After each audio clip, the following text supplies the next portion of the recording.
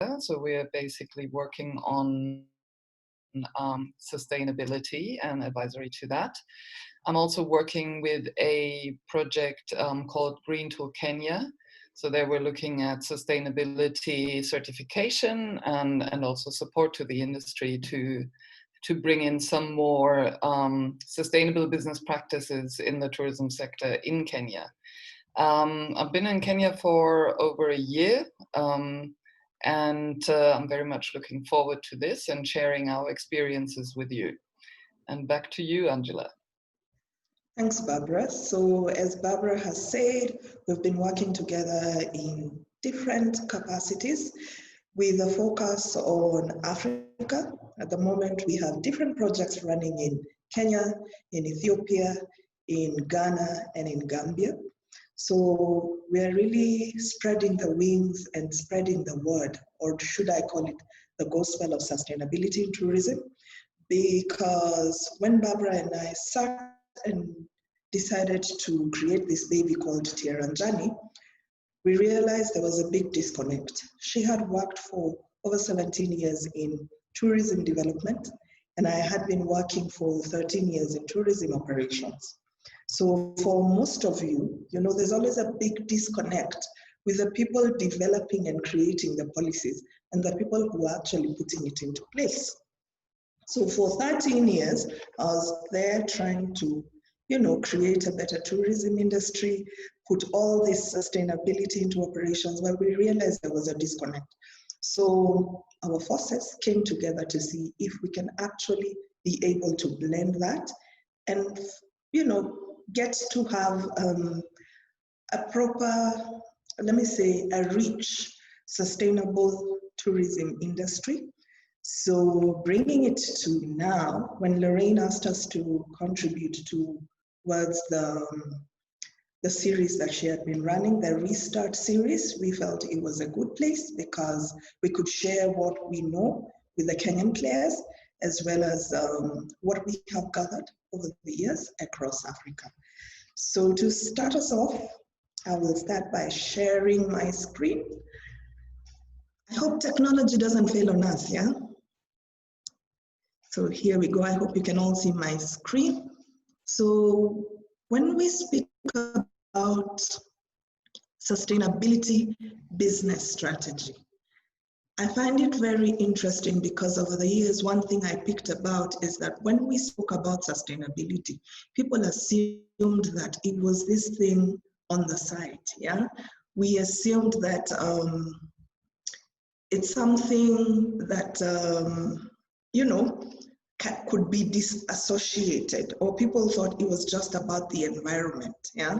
Most of us still have the perception that sustainability looks upon the environment more, yeah? Because we need to plant trees, we need to take care of our plastic, we need to take care of this and that, but all in relation to our environmental management. However, what most of us don't look at is the other amenities in terms of sustainability. And this is why, just a moment. There we go. So this is why when Lorraine said, can we speak about business strategy? We were like, you know what, this is the right moment to talk about it because most tourism entities are looking at restarting. Yeah, how do I come back stronger? I need to survive. I need to make my business thrive. How do I make myself visible in this new competitive new normal that we are hearing about?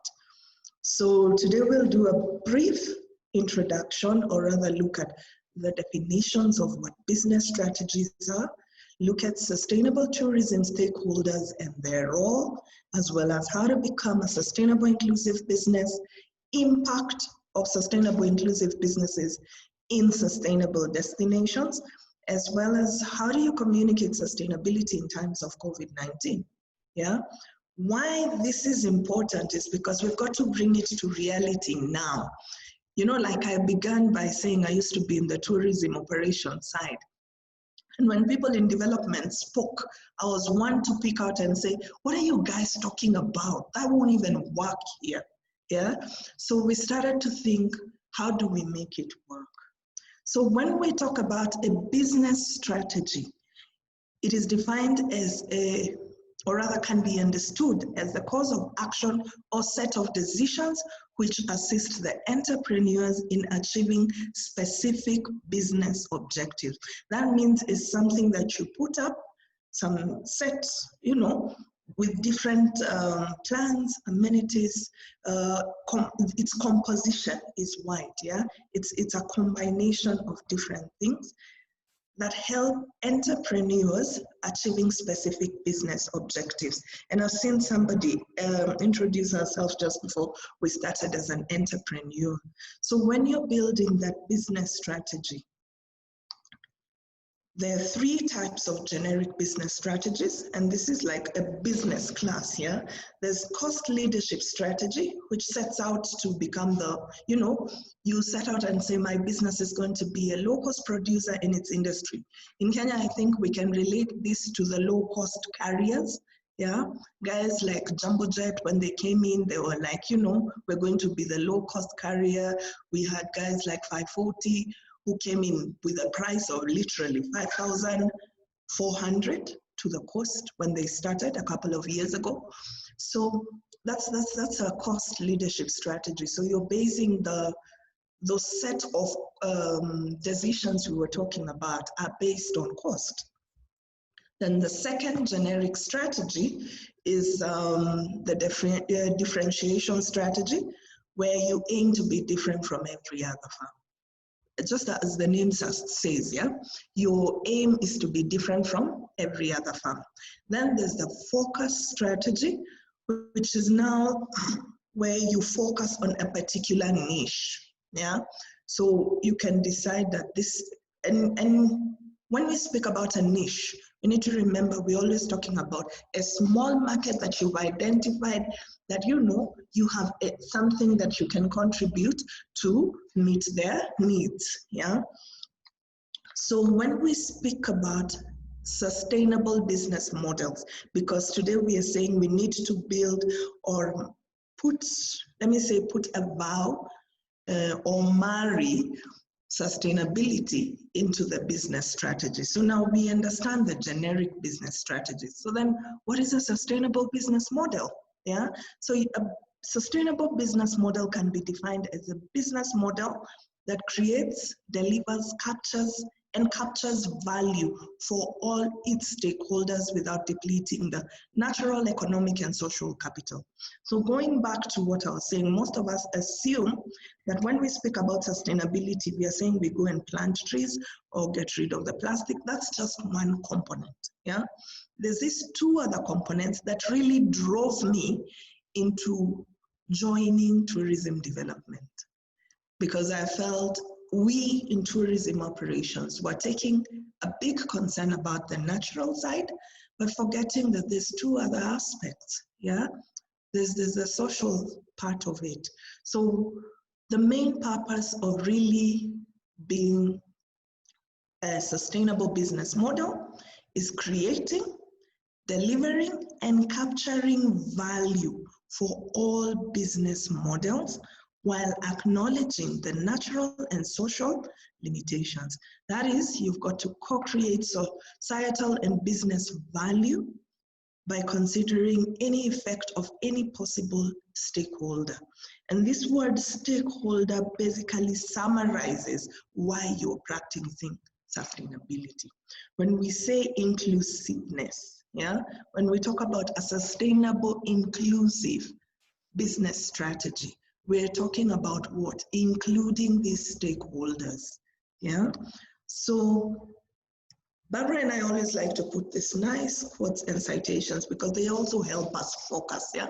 Remember, Tierranjani is also, we can almost call it a startup, yeah? So we're also looking at focusing. So when we came across this, we felt it was nice. We like to put this in our presentations. So the greatest threat to our planet is the belief that someone else will save it. And I want to pause there. Most at times, for the guys who are here, if you're a hotelier, if you're an airline, you know, you're an events person, you're a tour operator, we have this notion that policy must come from them for us to do it. You must go to the county for us to do it. It requires that person there to first formulate for me to do it. But this is what Robert Swan was saying, yeah? The greatest threat to our planet is the belief that someone else will save it. I can't sit here and say, I will let, you know, Lorraine be the one in Green Key, so let her first do something, then Angela's Tierranjani will do something, yeah? Each one of us are called to be responsible for what we do. And this is the same thing now when we go back to what we were saying about the strategy, the business strategy, yeah? When we talk about inclusiveness, we're talking about making sure that all these players are included, yeah? So when we talk about the players, yeah, this is what we mean when we say a sustainable, inclusive business strategy. So if you look at the words that I've picked, I've basically married what a business strategy is and what a sustainable business model is to have set of decisions which assist entrepreneurs in achieving specific business objectives. But it goes further because now we're talking about sustainability. And that's the part where we start by saying that, you know, these specific business objectives that create, deliver, and captures value for all its stakeholders, yeah? So when we're talking about inclusivity, we're saying you've got to have societal benefits, economic benefits, yeah? Whereas we're looking at those two areas that we were saying, we're not just focusing on one. So when we speak about who are the stakeholders of tourism, yeah, we tend to think stakeholders are who? The CEOs of BSOs, the policymakers in government. And we tend to forget that there are specific people who play different roles to ensure that tourism takes place. Let's bring it to the current situation. Think about when flights were stopped.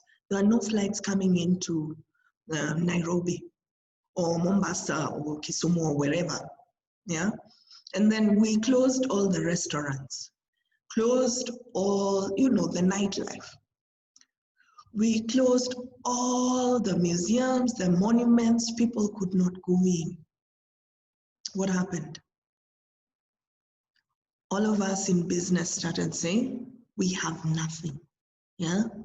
So these stakeholders are the people we are talking about.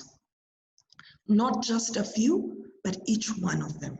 So we are talking about tour operators, we're talking about travel agents, and I want to specify travel agents because I find when we discuss sustainable tourism, we forget that travel is also a component, yeah? And like I said, I've been a tour operator for 13 years. I saw this play out very well. When you speak about sustainable tourism, it's assumed is that the people who are doing tours are the ones who are responsible or in charge or driving this sustainability. But in reality, even travel plays a part, yeah? And travel is should be even playing a bigger part, yeah? Let's bring it to the concept of climate change. Carbon emissions. Airlines are some of the biggest polluters of our earth today. So when we are talking about that balance of sustainability, people, planet, and profit, it means what? Even the airlines are part of it, yeah? Even the ground transport is part of it.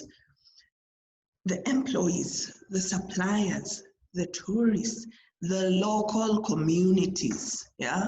the place where you're trading this tourism. Those are stakeholders, yeah? So stakeholders are identified as groups or individuals who are associated with sustainable tourism development initiatives and therefore can affect or be affected by the decisions and activities concerning those initiatives. So when you decide to go and put up a tour somewhere, yeah, and you think, well, this is my land, it really doesn't affect the people around. Question is, does it affect them? Yeah? Or are they the ones being affecting? Yeah, so long as there's that interaction, then that is a stakeholder and they should be considered. Look at the pros and cons. How does it affect them or otherwise?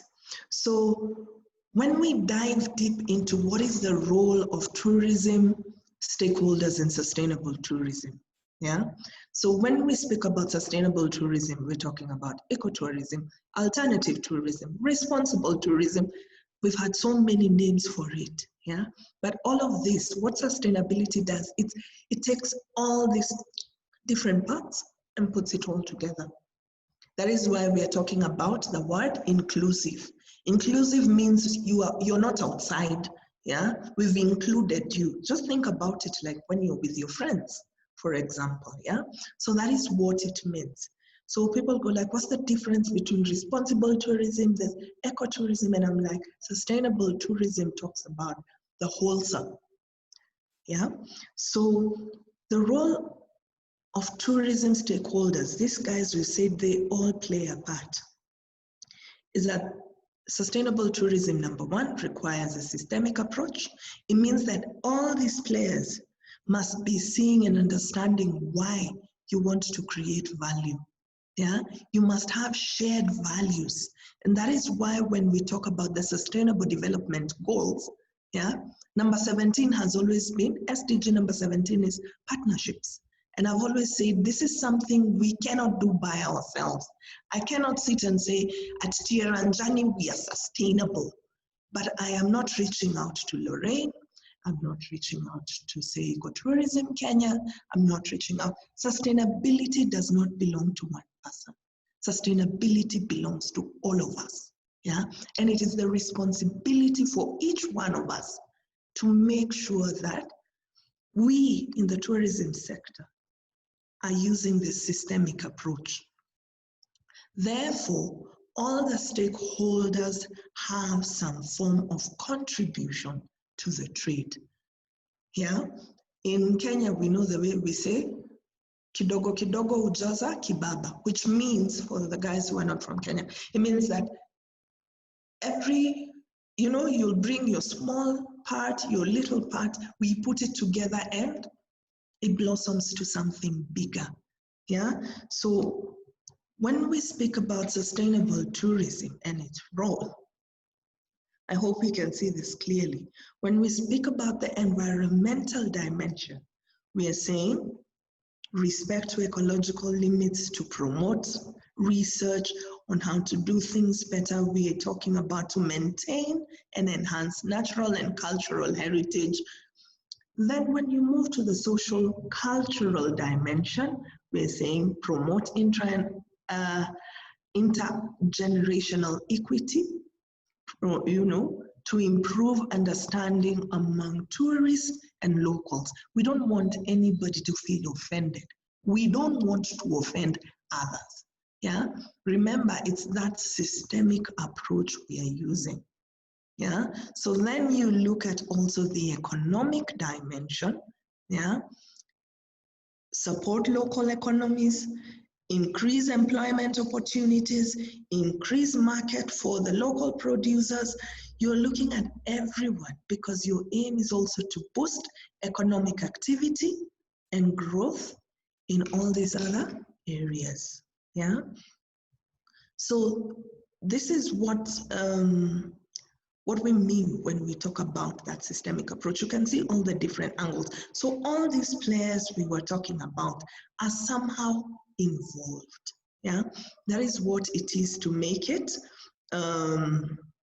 inclusive, to make it shared, yeah, because we can see a common understanding for all of us to grow, yeah. And just a moment, let me bring back the screen. There we go. From current slide. Yeah, so when we talk about this approach in your business strategy, I'm saying we need to consider our suppliers, yeah, the hotels, you need to think about the tour operators. Who are your suppliers? We need to think about our procurement. Simple things such as, where do you purchase your paper? Is your paper, you know, green labeled? Does it have a green label? Yeah. Are you recycling your paper? Your energy. If you're in an office with light, why must you put on the electricity? Then you have a high bill from KPLC. Yeah. So this goes down to the very basics. It's thinking, or rather rethinking. Every time you pick something, you're like, what is the impact that I'm causing? Yeah. Is it positive? Is it negative? If it is negative, how do I mitigate it?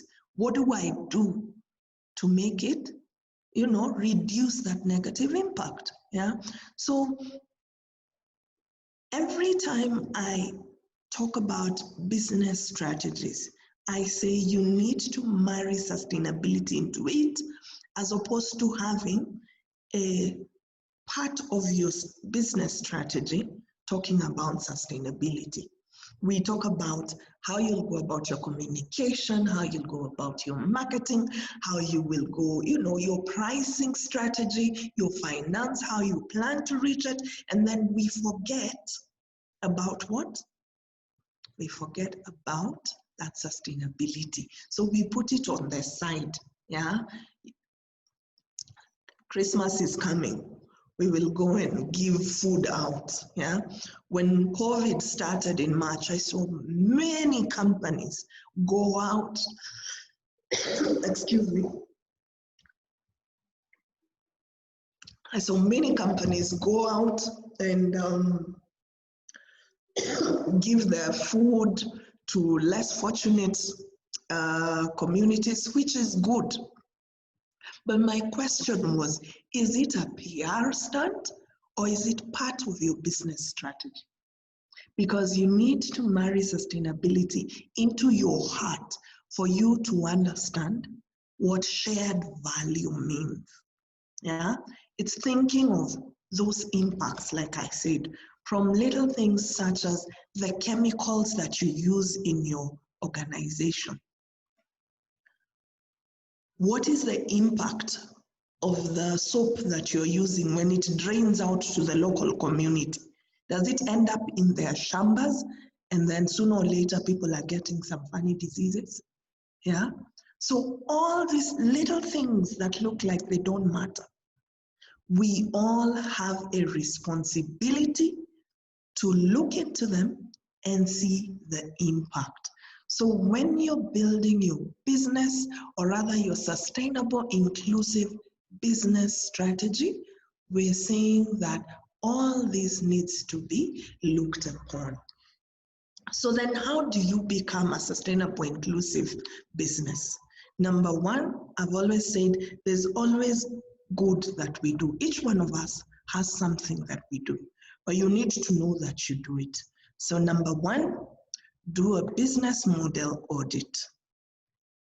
What are your values? What do you believe in? What do you want to achieve? Who will you achieve it with? Yeah? What have you been doing now? Or what can you do to make it better? Number two, you've got to design, you know, a philosophy of that is sustainable, inclusive.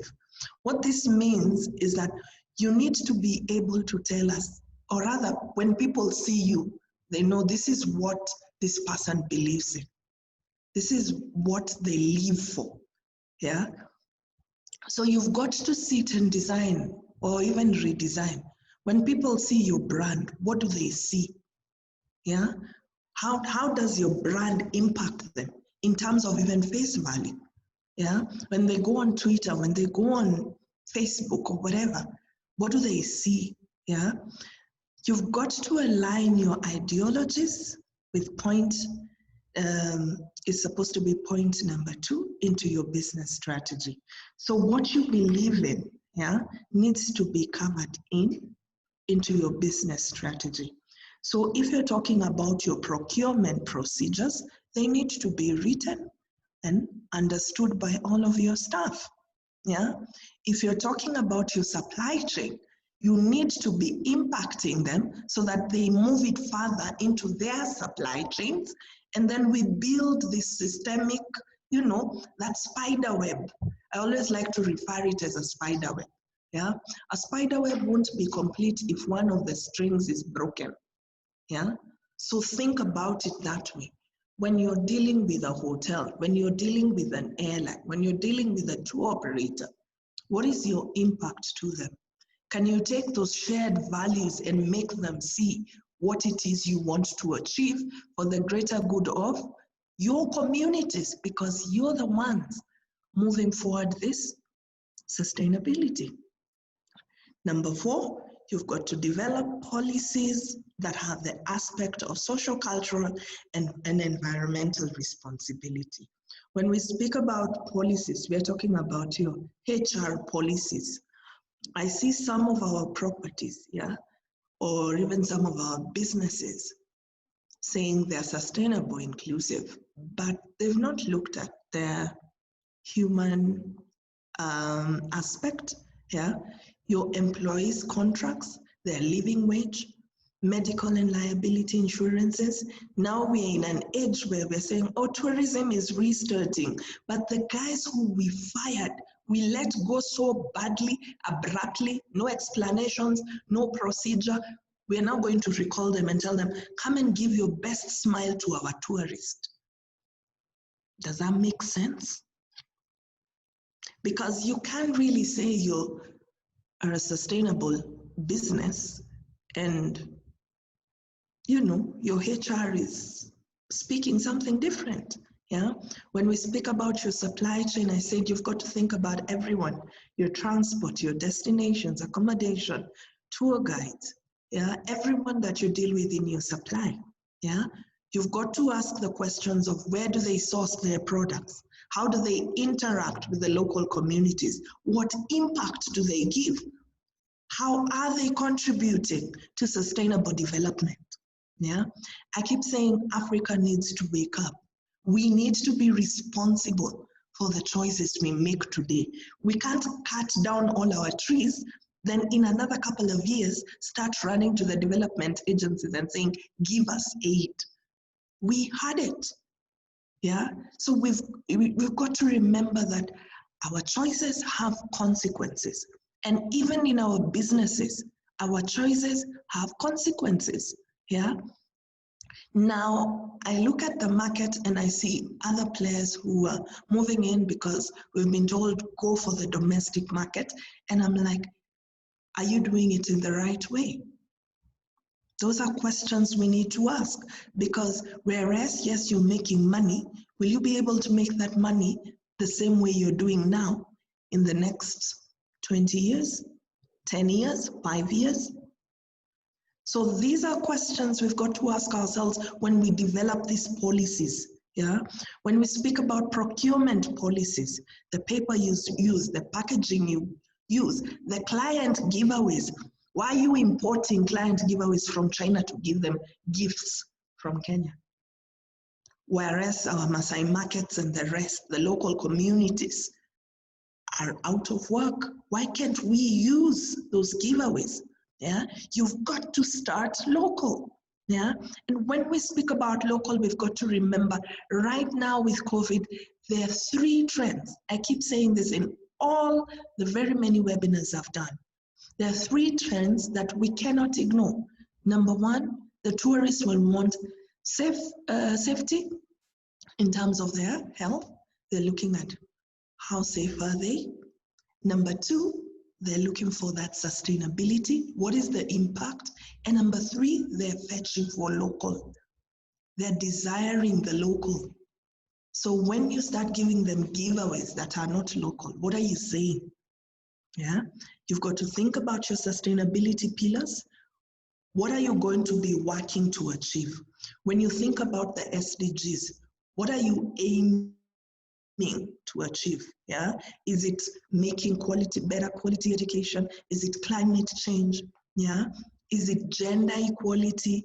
So really, these are things you've got to do when you're developing your policies, and then also communicate. Yeah. So another step after you develop the policies is ensure you have the bare minimum legal compliance. You cannot be sustainable and you don't pay your tax. I'm sorry. If the law stipulates there are certain licenses that you must get to operate, I know like now there's one that TRA are requesting entities to have. You need to have trained your staff, yeah, on COVID-19. That is rule number one, yeah? You've got to ensure you have the bare minimum legal compliance. Develop a sustainability structure and flows of work. The same way you develop an operations structure where you say, I've got the CEO, I've got the GM, I've got operations manager, I don't know, tours manager, travel manager, all these things. When you do that, you've also got to develop one for sustainability because you need credibility and you need accountability. You need somebody who takes care of that paper because you've created a policy. Who makes sure that the paper is being used well? Who can measure? Yeah. Then you've got to examine your internal and external management, a bit what we were saying here. And then number 8 is you've got to communicate and report about your sustainability. What I mean by report is a credibility. You tell me, Angela, we are working towards reducing our energy by 10%. Can you prove it? And this is where third-party verification comes in. Yeah, there's been a big challenge about certification programs. You know, people have different varied opinions. But having that we're in a green key webinar, the question is, can a third party who is independent verify your story? You're telling us you do all these sustainability things, my staff are well taken care of, there's a HR policy and a manual. Can somebody verify that? Yeah, so sustainability calls us to be transparent. Yeah, there's no room for fishy things under the carpet, no. And for you to be that, you need to be able to report and you need a third-party verification. And you need to communicate, yeah? Most of us say we are sustainable, we go do this, we go do that, but we don't see that communication. We don't see, reports. Take the example of Safaricom. I always like to use Safaricom because they're not even in the tourism industry. But every year they publish their, what do they call it? Their social impact, or rather their sustainability report. And you can actually go and see it resonates from the message they put on TV or on radio or on billboards. So what they're telling us, yeah, that transparency, I think this year they have 3 new key things that they're looking at. So you'll be able to see that transpire in their operations. Yeah, it's not forced. It's not being, brought down upon your throat. No, it comes in easily. Yeah, because they're doing it. Yeah, so they have really nothing to hide. They can communicate it. You can look at their report. You can question. Yeah. And lastly, we need to remember that sustainability is a journey. Yeah, I keep hammering this. Yeah, it's not owned by one person. No, it is the responsibility of each one of us. And the thing is that every time we aim to become better, even as a human, in terms of humanity, we all aim to become better. So when we talk about challenges, how do we do this? Yeah, you will start, you will realize an initiative you did isn't working, or maybe it's now even causing a bigger problem. So what do? You restart. Yeah, that's the whole idea. Yeah, is that story of hope. Yeah, we've got to keep going back and forth. We keep moving and doing it. So at this point, we start to ask, what are the impacts of sustainable business, having a sustainable, inclusive business? And I will hand over to Barbara as I take a breather. Barbara, over to you. I will stop to share so you can pull up your screen. Thank you. Right, hi everybody again. Thank you, Angela. I think you made a good point overall in really showing how important it is not to have this kind of short-term perspective, but really look at the overall picture, yeah, and at your long-term impacts. Because after all, this world is not only for us, it's also for future generations, yeah. But sustainability actually makes a whole lot of business sense as well, yeah. So let me just take you a little bit back in terms of why does it matter, yeah? Is it good for us to become a sustainable, inclusive business? Looking at Kenya, looking at so many other countries, yeah, especially developing countries, tourism is a key economic pillar, yeah, in the overall economy. It's a major contributor, for example, in terms of foreign currency and investment, yeah. It creates a lot of diverse employment opportunities, yeah. It actually is often used and helps to develop, for example, more smart cities, sustainable cities, yeah.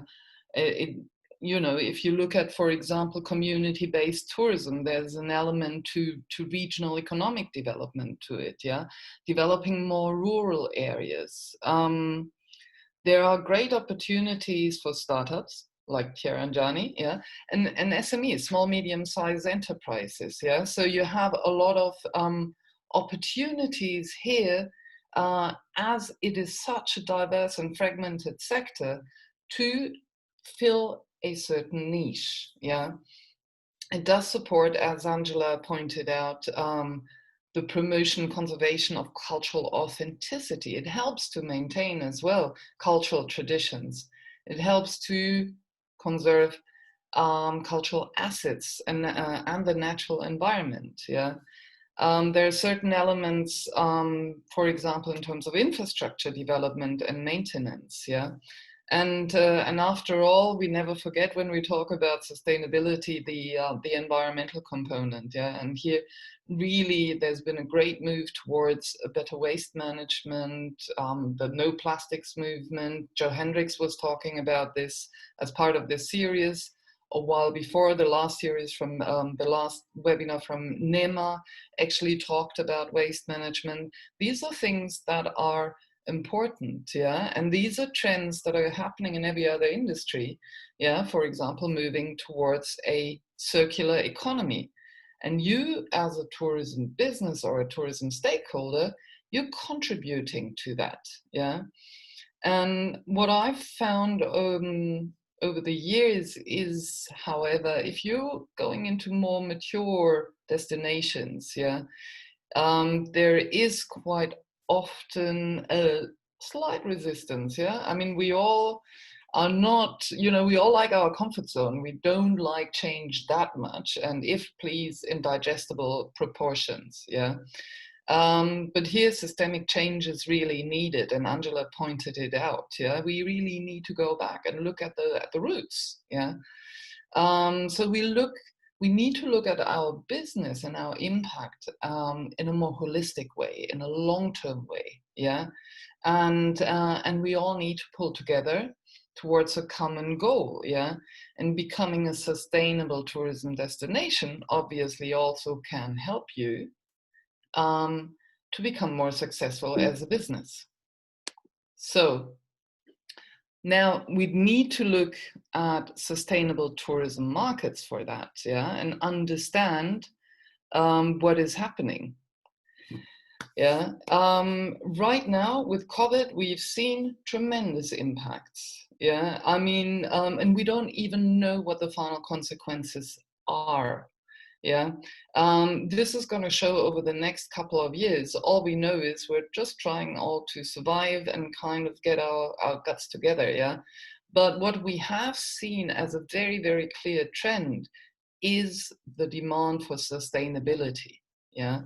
So tourism markets are demanding sustainability from tour operators. They are looking at accommodation providers and what they are doing. They are looking at what is happening in the destinations, what their impact is. Yeah.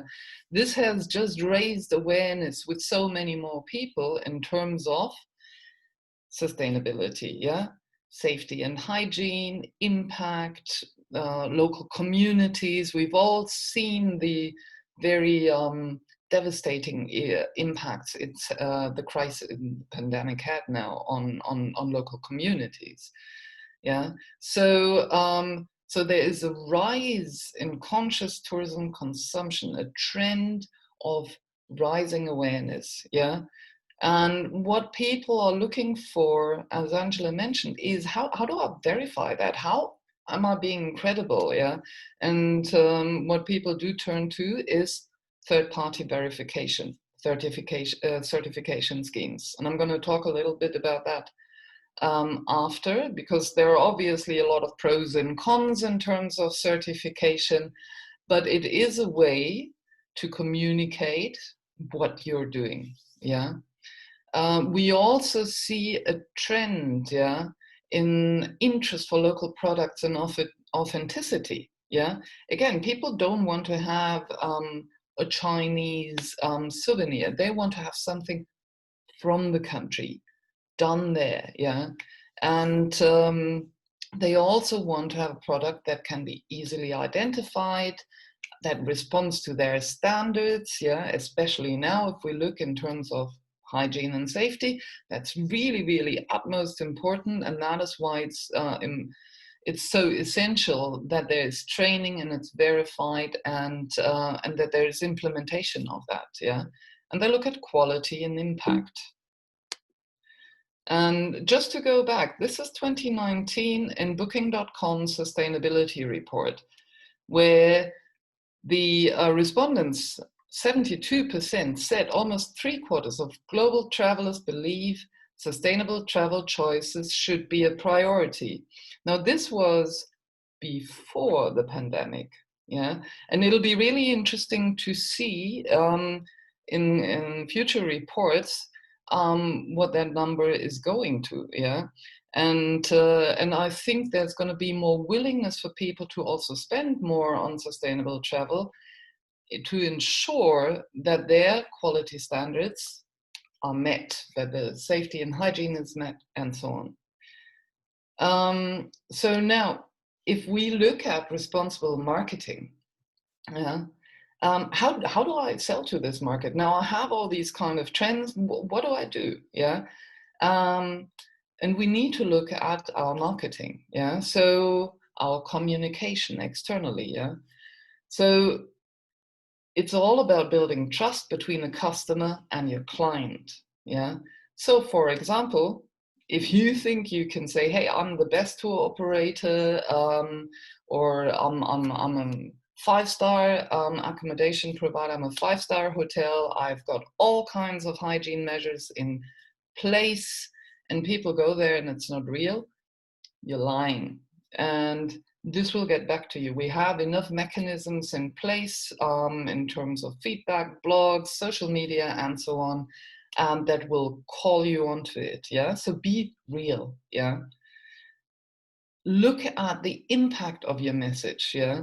I always say in times of social media and internet, it's very easy just to fire out some messages. Yeah. And that can really backfire very, very quickly. Yeah. So really look at the impact of your message. Think about where you want to go. You know, is your product about a mainstream destination? Yeah, can you send out messages that have a positive influence on your destination? Yeah, keep your destination clean. Are you going to maybe less mainstream destinations? Yeah, and you are focusing on niche markets. Yeah, so like that you can also contribute to taking hotspots away from the main destinations. Yeah, so there are all kinds of different ways how you can market your product. Yeah, and thus contribute also to a sustainable destination. Social responsibility also involves focusing efforts on attracting consumers who want to make a positive difference with their purchases. Yeah, and this is a decision to make. If you decide to go down the sustainability road, to take that journey, it's not easy at all. Yeah, I mean, there's no smoothing about it. You know. It's challenging, you know, and you'll have to get up time and again, yeah. But one part of it is, who do I want to work with? Who do I want my clients to be? And can I focus on that specific clientele that really wants to make a difference? Yeah. And there, it's really important that you report on what you're doing. Yeah, and I've seen the tour operators, the hotels, who don't report at all because it's part of their operations, and they don't actually see the difference. Yeah, they don't see that it's something special to report on. Yeah, others are over-reporting. Yeah, so finding that good measure of saying, this is what we're doing, and this is actually part of each section of our operations. Yeah, we have been thinking about this. Remember, the business model audit that Angela was talking about is really look at every section of your business, what you're doing, but then also report on it. Yeah, communicate it. Yeah. And I know that many of the businesses I've been talking to in Kenya and in other destinations, they actually work with the communities. Yeah. Some want to work with communities, they don't know how to. They don't know how to find the right kind of community to work with. Yeah. So this is also something to look at. Yeah. What's the right community for you? How can you actually get involved? Yeah. For a long time, we've had CSR activities where people were basically going into, how can I put that? Well, we're supporting a school and so on. Or we're helping to set up this community-based tourism village. And then they dropped out. Yeah, is that a real impact? Yeah, are you in for the long haul? Are you supporting that? Are you working with that community? Can you show that you're having a positive impact on that community or a specific place? Yeah, so these are things you really need to ask yourself, but these are also things you can use for marketing. And I mentioned certification before. Just to give you a few examples, you'll see on the right-hand side, these are all kinds of certification schemes that exist all over the world, yeah, from EarthTrack to Biosphere to Fair Trade and so on. Just in Kenya alone, and these are just a few, like Green Key, like Travel Life, Green Destinations, the GSTC criteria and certification, yeah, for businesses or for destinations. Edge is now coming for green building certification, which is specifically interesting also for hotels, yeah, for accommodation providers, yeah, or Ecotourism Kenya.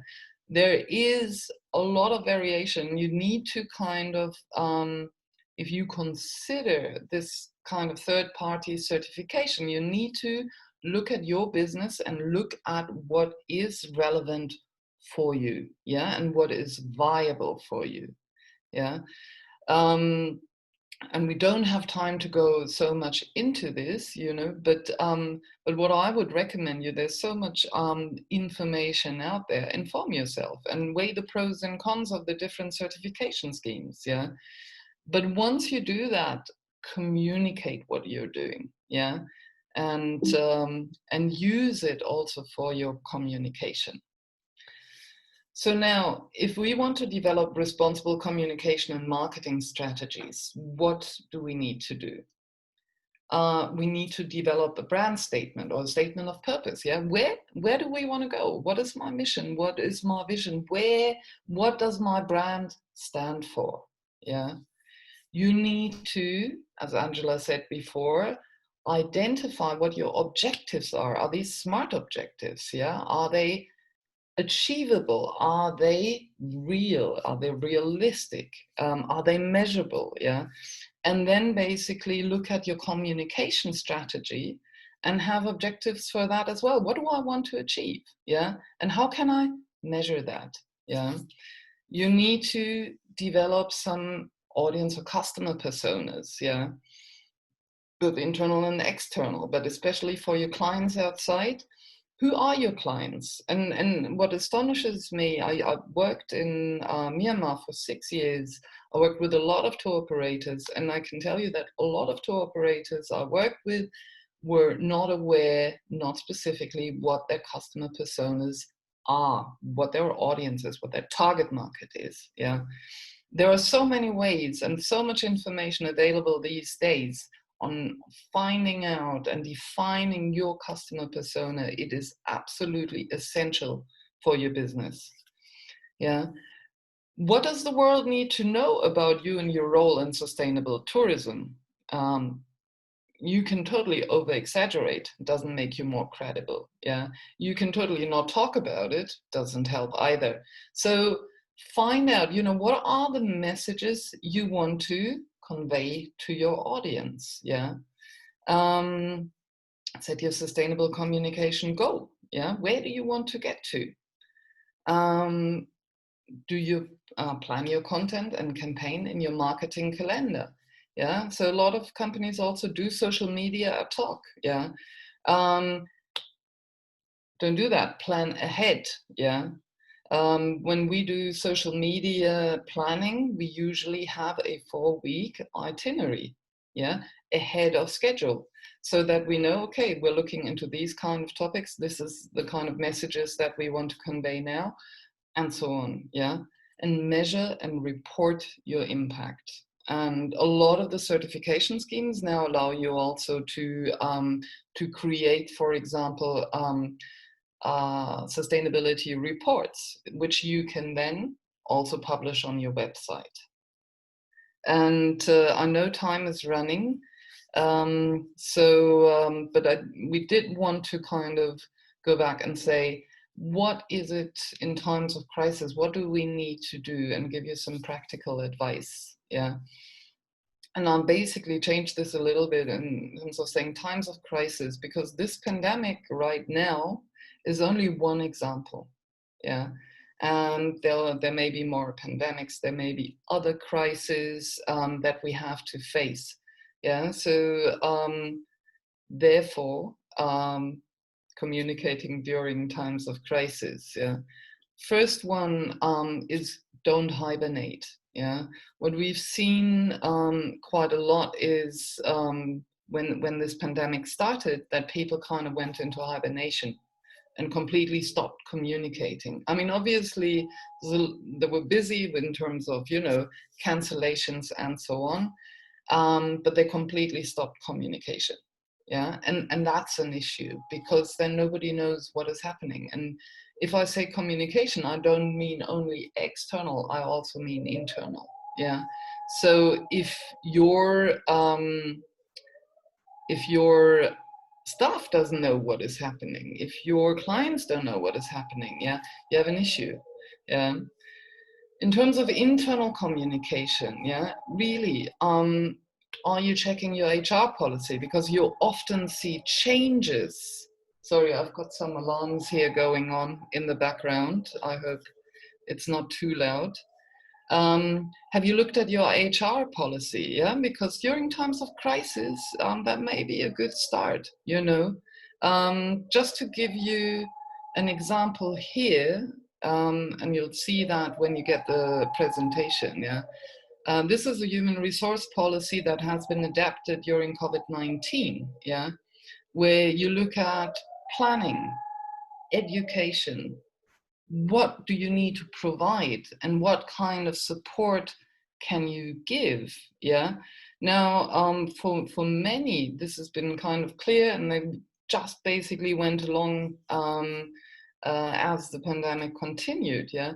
But having a plan and seeing on what do I do if I have a crisis, what do I do if there is a pandemic, yeah, it's actually good to have these kind of contingency and risk plans, yeah.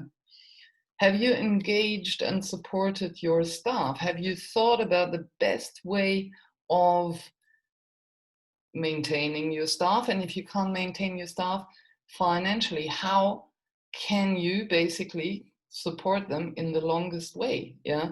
Also, are you communicating with them? Because remember, even if you lay off staff, at some point in time, you're going to need them again. Yeah. And if you basically just terminate contracts, you know, that's not going to help when you are back in business. Yeah. Have you used your time meaningfully? Yeah. So have you looked at your strategy? Yeah. I was just talking to a tour operator who said, well, when we realized that this pandemic would last longer, we actually started looking at our strategy and taking that apart and revising it and coming up with a whole new communication plan and doing trainings with our staff and so on. Now, not everybody is going to have the means to do that, yeah. On the other hand, even if your staff is maybe you know, in furlough or doing part-time, can you still do some trainings with them? You know, can you keep in touch with them? Can you engage them to look at what are we doing after the pandemic? Yeah, is there a means to that? And that obviously depends on the size of your business as well. Yeah. Look at contingency plans, look at risk management plans. What happened now with the pandemic, what we've seen is, and I think many of us were shocked about, is how quickly actually even large companies went into potential bankruptcy procedures or went into debt, yeah. I mean, TUI was bailed out by the German government, yeah, it's the biggest tour operator in the world. Was bailed out by German government. I mean, that was like that close for them to go into bankruptcy procedures. So having the right kind of contingency and risk management plans in place is essential, yeah. And that you can even do when you're a small business, yeah. I often say it's just a bit of a question of taking that time and planning ahead, yeah. If you look at your external communication, who is more important, your clients or your supply chain? What is happening when we go into recovery phase now and you need your suppliers and you haven't communicated to them? Yeah. So keep the communication flowing with your suppliers. Yeah. Engage with them. Yeah. Even if you can't give business, yeah, there can be an exchange, yeah. You can look at joint partnerships, yeah, to develop new products. You can look at other kinds of collaborations to see if you find something viable to do during the time of crisis, yeah. Update your investors, update the banks, what is happening here, yeah. Do it timely. Don't put your head, you know, your head in the sand and kind of think it's going to go away, yeah. Early communication is also going to help you to find better solutions, yeah. Communicate with your loyal customers, with your repeat customers. Inform them what is happening on the ground, what you're doing, and so on, yeah. You can use social media for it. You can do blog updates, you know, you can engage your clients to support local communities. It's been happening quite a lot all over the world with some incredible examples, you know, and for that you can use your digital channels, yeah. keep your clients informed about your activities, and keep up with market information. Yeah. Again, I've seen many people just basically going into hibernation. Yeah. But the thing is, we all knew this is the new normal. It's the new reality. Yeah. So what is happening? Yeah. We hear comments left and right. We've all attended a number of webinars in terms of hearing, this is new, this is going to change everything. Yeah. One thing we are aware of, market trends and consumer behavior is changing. So even if you say, I had my target markets, I had my marketing and everything set up before, have you actually thought about the changes that are and the trends that are happening now? Have you adapted your products? Have you modified your approach in terms of communication? Yeah. Have you prepared for the recovery phase? Have you communicated that? Yeah. And that is absolutely essential. Yeah. I was in a webinar the other day, and we see now there are trends, for example, that people are going to go away from at least for the next couple of years, of having 3 or 4 trips. Yeah, they'd be looking more at one big trip, which then will be longer. They'll be looking in preference at going with family and friends, so it'll be, you know, more closed groups. Yeah, to have less exposure. More family travel, and so on. Have you prepared for that? If you're a hotel, if you're a tour operator, are you ready for that? Have you looked at it? Do you understand what these changes mean for you? It's not going to be business back to normal. Yeah, that is one thing that is very clear. And that is something we need to prepare for. Right. And as Angela said, we love our quotes, yeah. And really, for me, this is one of the things that really hits it, yeah. If I think about sustainable tourism, the tourism industry can no longer simply focus on how many tourists visit a destination, yeah, or even how much money was spent in one destination as a measure of success, yeah. In fact, it's those measures, yeah, when we think about bringing as many tourists as possible, yeah, looking only at the economic benefits that have led to really pressing issues such as over-tourism, detrimental environmental impacts, and so on. Yeah, and you see a lot of destinations now saying, hey, wait a minute, now we've seen that change. Yeah, Venice, Barcelona, really good examples for saying, we want actually more slow tourism. We want to be more sustainable. We don't want to see those cruise ships anymore in the harbor. Yeah. What does that mean for your destination? Yeah. How can you measure success differently, in a more holistic, in a more long-term way? And I think that is the question I'm going to leave you with. And this is it from my side. Angela, any final comments from your side? Any questions? Thanks, Barbara. I think at this point would like to say thank you. Thank you for listening to us. Thank you, Lorraine and team, for organizing this.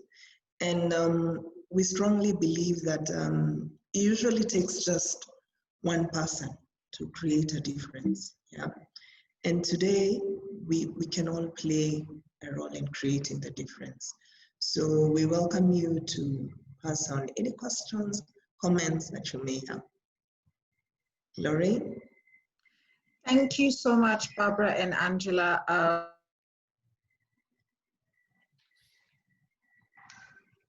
Lorraine, you Thank you so much, Barbara and Angela.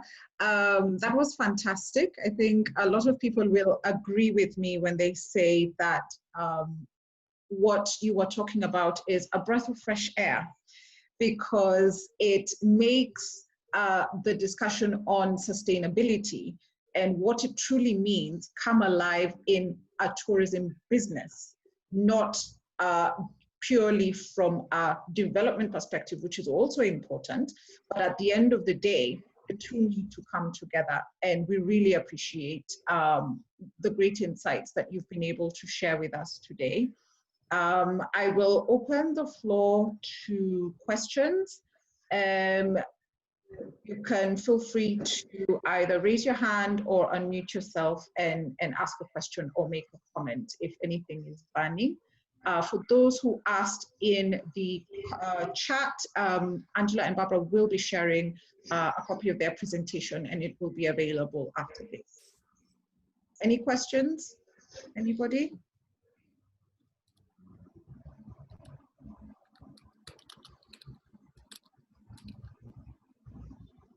Are we that wowed? Don't be shy, we're here. Sometimes I know after a really great session, sometimes you just want to stew on the information that you've just received. But somebody could say something. We've got a question from Giovanni, who is asking, do you, Barbara and Angela, think there will be a greater awareness regarding sustainability and greening hospitality post-COVID-19, or a worsening by increased use of fossil fuels to revive the economy? Mm-hmm. Oh, I love that question. Well, listen, shall I start?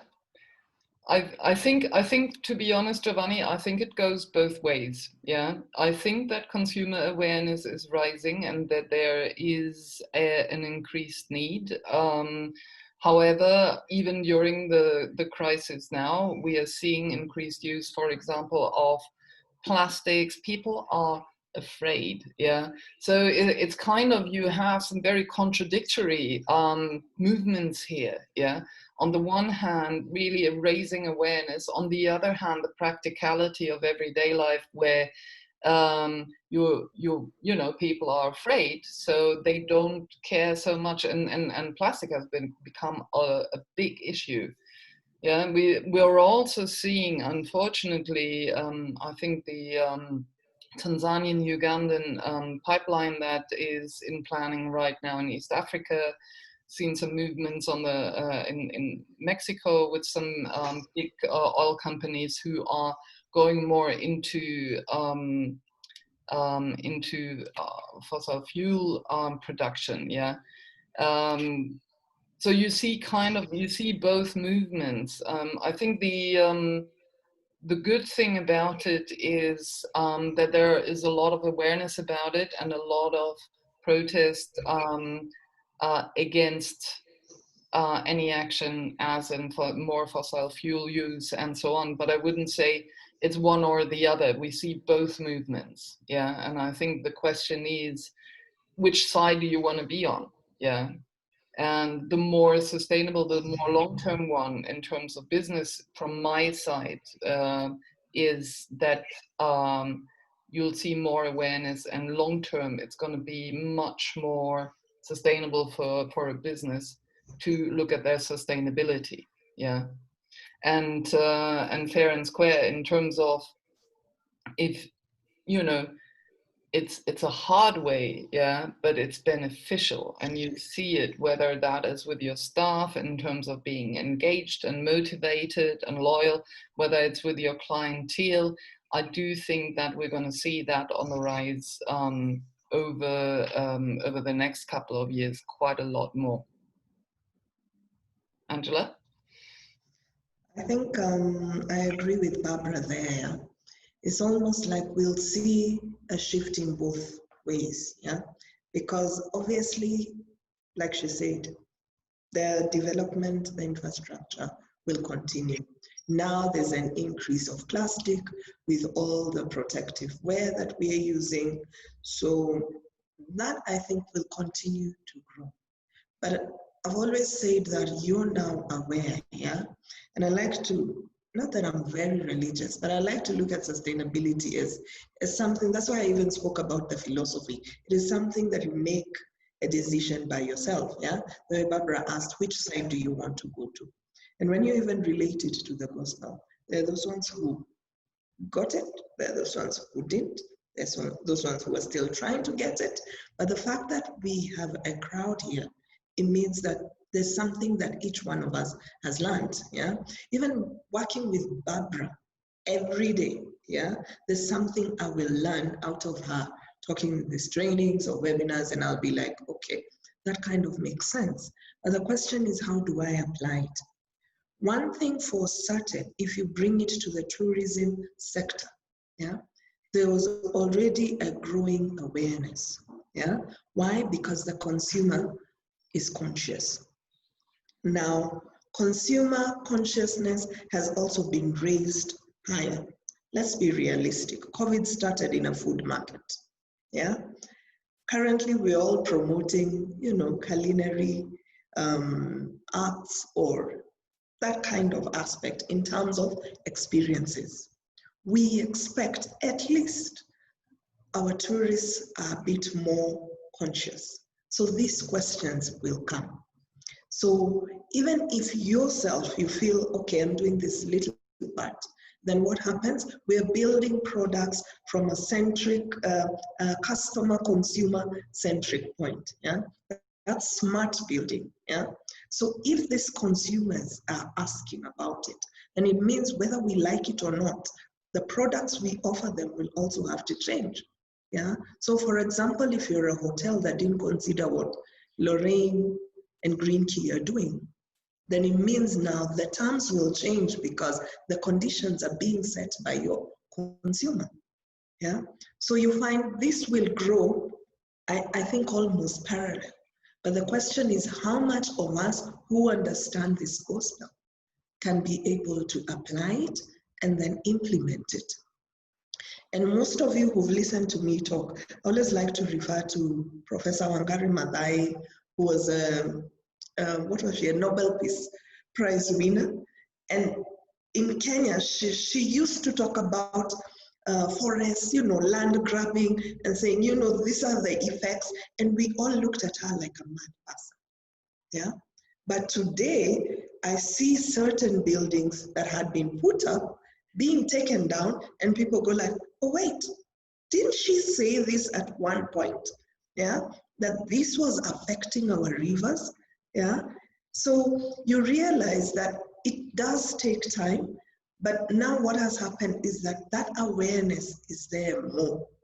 So that means we can only expect it to grow, but it doesn't mean that development on the other hand will stop. So really, again, back to what Barbara said, where are you? Are you on this side or that side? In your business, are you applying this positiveness, yeah, that impact we were talking about, or is it the negative side? Now, when you talk about your business, you move further into your supply chain. So you're moving and going back to that whole circular economy. Lorraine? Great, thank you, Angela and Barbara. I think that's given us even more food for thought, which is great. And I think just to add on to that before I move on to one more question that's popped up, Rosemary says that, Angela, you did mention, talk about creating a sustainability ecosystem and that web that connects all your stakeholders and brings them together on that journey. So I think that's a fantastic comment, Rosemary, and something to remember as we are reviewing our business strategies to make sure we are heading in the right direction. I think we'll take our final question, which is from Gloria. And she says that with the rise in consumer awareness, especially with Gen Z and millennials, as well as demand for sustainability, not only in the travel and tourism industry, but I think across the board. Do you think that sustainability will no longer be a differentiating factor, but a requirement to do business in the long term? If I was the president, Lorraine, you're laughing. If I was the president, this would be this would be law, yeah, because it basically means that everybody stands to gain. Now, I like the generations you've spoken about, because in a webinar that we did on understanding the behaviors post, during COVID and after COVID, understanding your staff, we were saying these are the generations who will also work for you. And statistics have proven that this generation is more conscious. For them, it's not even now about money, how much you pay me. It's about what impact do I do. And this is not just on tourism, yeah? Every one of them is more inclined in believing on what impact can I do? Social good, let me put it that way, yeah? So as Barbara was talking, I think she spoke about CSR, a point where it used to be something about the corporate. But now when you speak about sustainability, you find this young generation, for them, they're more aware about it, yeah? They're the ones, and I always refer to my young ones, yeah? My daughter will go like, why are you throwing that there? It's plastic, we use a different bin. Because this is something they have grown up listening to, yeah? For the guys who, maybe my parents and older, the generation of Professor Wangari Maathai, for them, when she was talking, it probably didn't resonate as much. But I grew up seeing a woman, protesting, being arrested, and that now makes more sense to me, and I can own this journey more because I grew up seeing it. So if this value is being impacted over generations, we can only expect that, it will be more. So what makes it a differentiating factor? I think this now comes back to the impact. How much impact are you causing? Because that is what will make people see your difference. If you take it to the concept of Safaricom, we all know the social good that Safaricom does. Yeah. So at the end of the day, it's in the back of our minds. Yeah. My amount, as when I spend credit or I spend M-Pesa, this is going to be the impact. And that is what makes them different. Yeah. So we'll move away from saying, hey guys, I am sustainability certified and I have a certificate, to people questioning your impact. And that is why if you go through the points that we put up, the last point was your reporting and your third-party verification. Because everybody will now say, I'm green. Really, how much are you green? Barbara?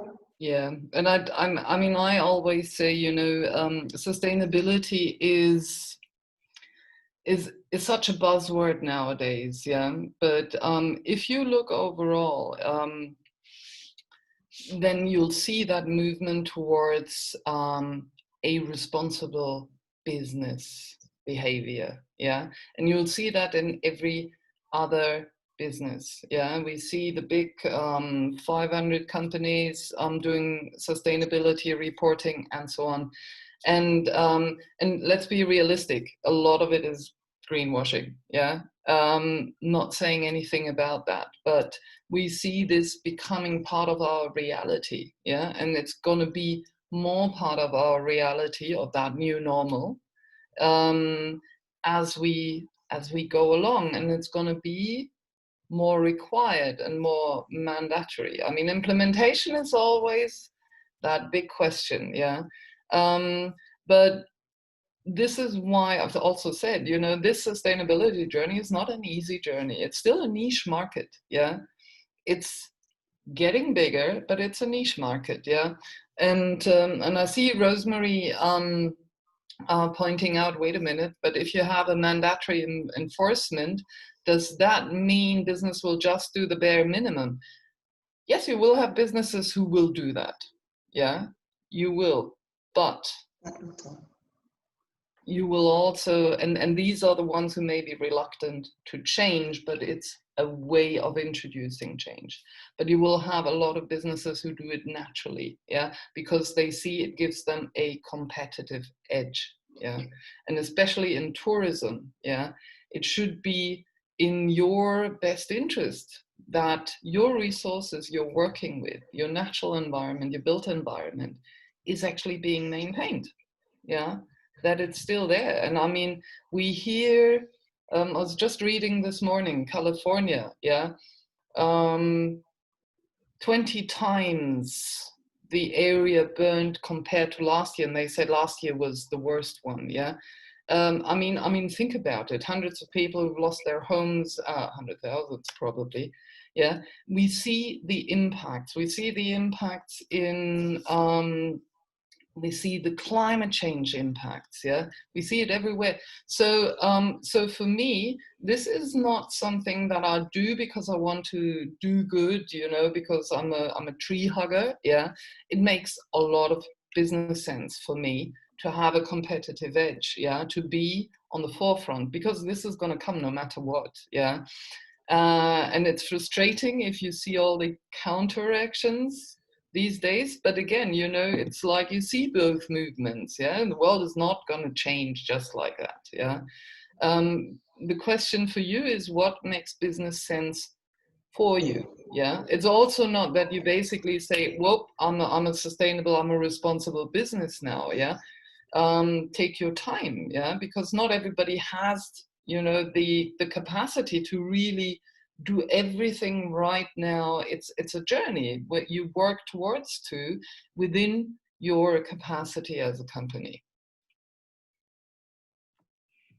That's Right. Thank you so much. I think more food for thought for us, and perhaps food for reflection in really making a choice on what side do we want to be on.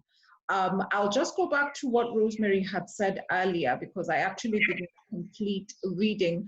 There was a question along with her comment, and she is asking that given that sustainability is a journey, how do you rally suppliers and customers to care about sustainability when some of them are unaware?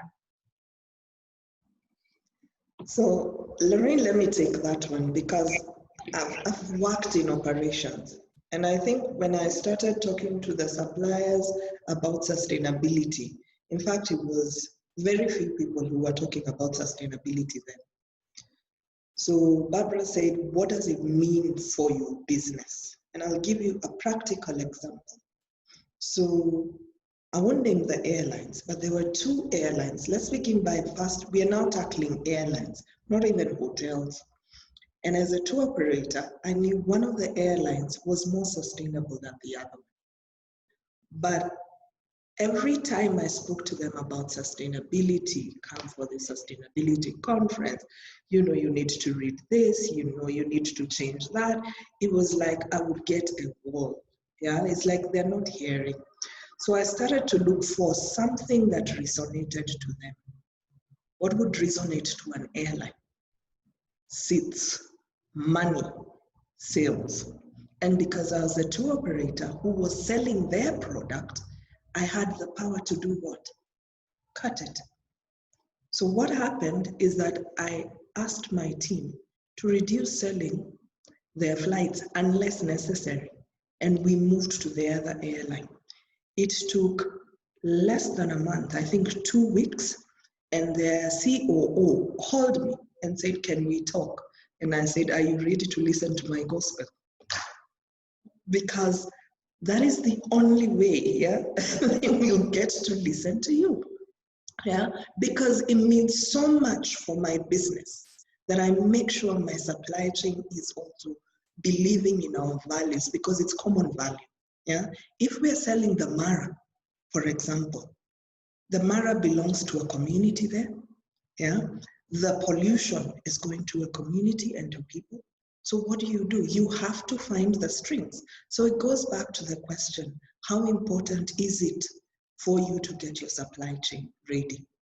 And in any certification scheme, you will find that there is content regarding your suppliers. Now, this takes us back to that spider web we were talking about, that systemic approach. You cannot do it alone, so you need them. So you have to find their language, yeah? Find their language. What is the alternative of finding a more, let me say, green inclusive hotel? Green inclusive, you know, airline? Is there an alternative? Then you will start to get them, yeah? Because can you imagine moving to bigger airlines, forget even domestic ones, the international ones, and saying, guys, I want to know what you're doing. Because I remember when I tackled the airlines, the first airline that could actually give me something concrete and their staff knew about it was KLM. And I was like, it goes with the principles of their country. So they have it in them, yeah? But because we as tour operators were not asking, the information was not getting back to us, which goes back to those steps that Barbara was talking about. Communicate, because that communicating means you probably will end up even making more, yeah? So again, it's what does it mean to you as a business to have them there? And then what language do they listen to? In my case, after I think a month, I got this specific airline to kind of change a couple of things, yeah? And then I'm proud of them. When I fly them now, I'm like, you know, I contributed to something good, and it just doesn't apply to our tour operator, but it applies to the whole sector as a whole. So that's good change. Barbara? Yeah, and I think in terms of communication, and I mean, I go with private examples, you know, where a friend of mine, I mean, she always says, "Oh, she's a tree hugger," yeah, and because obviously you keep on talking about it, and you kind of keep preaching to your environment as well. And she said, you know, I'd love to be more sustainable. But what does it actually mean? I mean, can you tell me in real terms, when I'm traveling, what does that mean? Yeah. And it kind of made me aware that whatever facts I knew wasn't necessarily what everybody else knew. Yeah. So again, this communication where you can use social media, where you can use bloggers, opinion makers, all kinds of different channels of saying, hey, if you want to travel sustainably, and I dare you to Google and just say, how do I travel sustainably? Yeah, you will find 100,000 different sources on how to do that and what kind of recommendations you have. So why, as a tour operator, are we not communicating that as well? Yeah. There are ways how we can look at it. As Angela said, I look at the airlines. There are websites that give you the overview who's the most energy efficient. Yeah. Am I using these airlines? Am I not? Am I trying to impact them? Yeah. Am I putting pressure on them?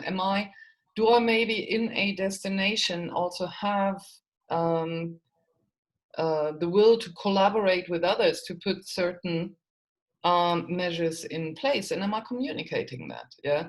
So for a lot of clients, yes, they are not aware. So hey, it's up to you to kind of communicate that, make them aware, and do it in very simple and efficient messages. Yeah, because that is what people read. And do not assume that everybody knows the message. Yeah, because a lot of people don't. Yeah. So right, I think from my side, especially when you work with your supply chain, when you work with your clients, it's really about being clear on your messages, working with them, and especially with your suppliers. If you see they don't have that capacity, work with them if you can. Yeah.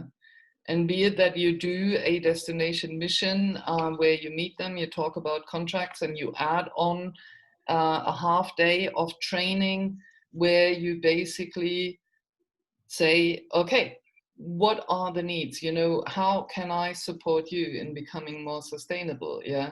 So So that whole perception that this has to be an expensive exercise when I become sustainable is also not true. It's a question how you go about it.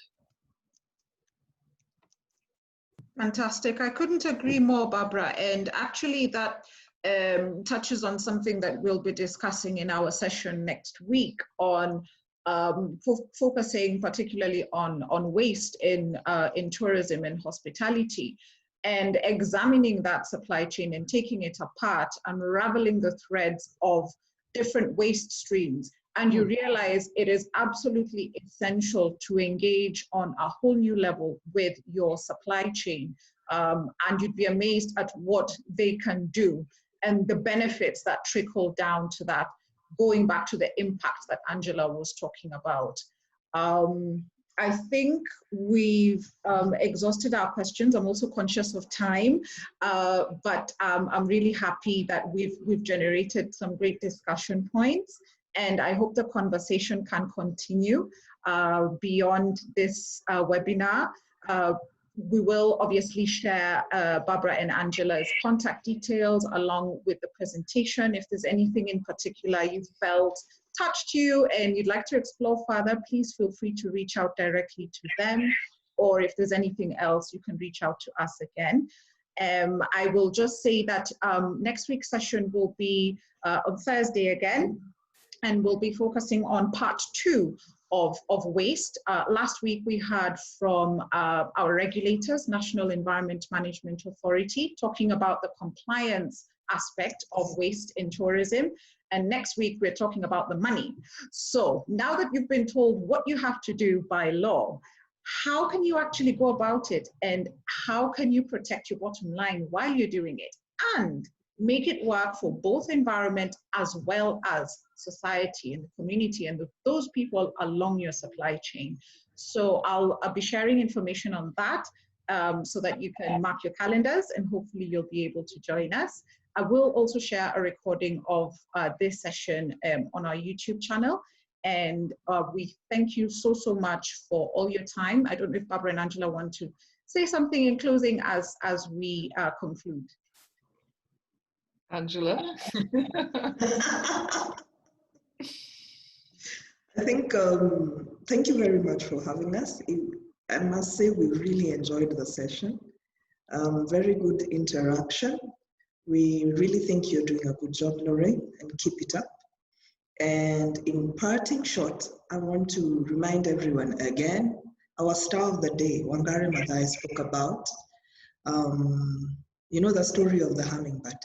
Yeah, the story of the hummingbird where the forest was on fire, the other animals are there watching, and then the hummingbird decides to start moving water from the river to try and put out the fire. So recently I came up a quote by the young girl, Greta Thunberg, and she said, "Our house is on fire." And for me, that quote and what Wangari Maathai was saying in the story of the hummingbird kind of clicked. It is time that we all act, and it is our responsibility in whichever part of business you're in. Yeah, from your house, if you have young ones and you're looking at the type of diapers to get or not to get, we all have a role to play. So thank you very much. Couldn't say it any better. Thank you all. Thank you, Lorraine. This has been a great session, and feel free to send us any kind of questions you have. It's been a real pleasure. I'm not going to add anything more to it. I think Angela's story just really brought it home. So thank you for your attention, and I think we can close the session for now. Thank you. Thank you, everybody. Enjoy the rest of your day and stay safe as always.